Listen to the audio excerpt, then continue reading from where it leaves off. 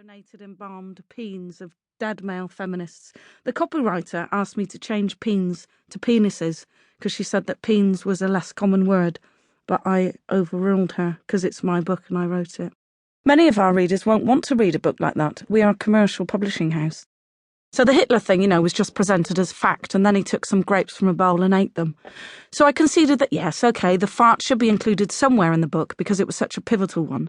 But I suggested that it might be introduced, somewhere after page 11, once I'd established myself properly as not being like Hitler and gained the trust of the reader, once I'd proved to them that I could write about things other than farts. It's the same with stand-up, I told my female editor. First gain the audience's trust and then you can do whatever you like. Even fart, she said. Yes, even fart, I said. I see, she said. She got a really high voice. The reader, I explained to my editor, who is a woman, doesn't know who I am yet. I haven't introduced myself properly. They don't know anything about me. I don't want them thinking, who's this fart-obsessed idiot? No, this book isn't going to be all about farts, is it? I hate farts at the best of times. Hope it's not going to be like a book version of the musical Cats, without the cats and music, but with farts and pages instead. Do you know, I hated Cats the musical. I went to see it. I just couldn't bear it. First of all, a cat came out and sang a song. And I thought, oh, God. And then another cat came out and did a dance. I thought, oh, God, not.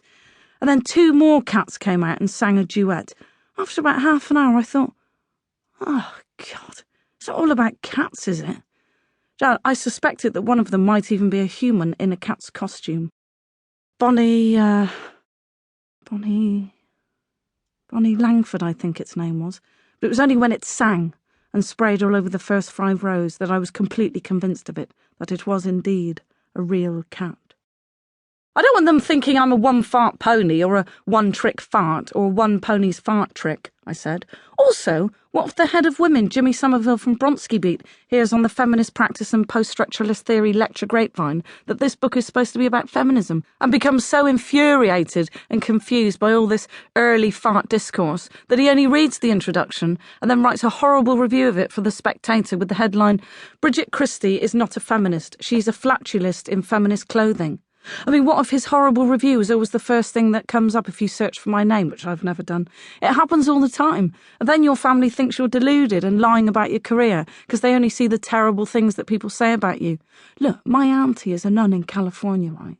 My brother, who lives in the States, just outside Washington, he's told her that I'm doing really well. What if she looks me up on the convent computer with some other nuns and they all see the head of women, Jimmy Somerville from Bronte Beat's horrible review? I just have to hope and pray that my auntie's convent doesn't have internet access. I'm Irish, right? My Catholic priest follows my career as well. What if he sees the horrible review and thinks I just write about farts? That's a conversation I do not want to have. I've already got to try and find a way of broaching the thorny issue of abortion with him. Farts might just be a step too far. I'll be persona non grata on the feminist panel talk debate circuit and at the altar. This book is turning into a bit of a nightmare for me, I told my editor. Don't worry about the head of women, Jimmy Somerville from Bronte Beat, my editor said. You have to make it clear right from the beginning of the book that you're not going to be answering any questions in this book. She's looking at me, by the way, in the studio through the window. I just thought I'd tell you that. She didn't know I was going to do this voice of hers, and she looks really angry. You're not going to be answering any questions in this book, or even asking any. This book is going to be in the humour section in bookshops, not in the critical thinking section.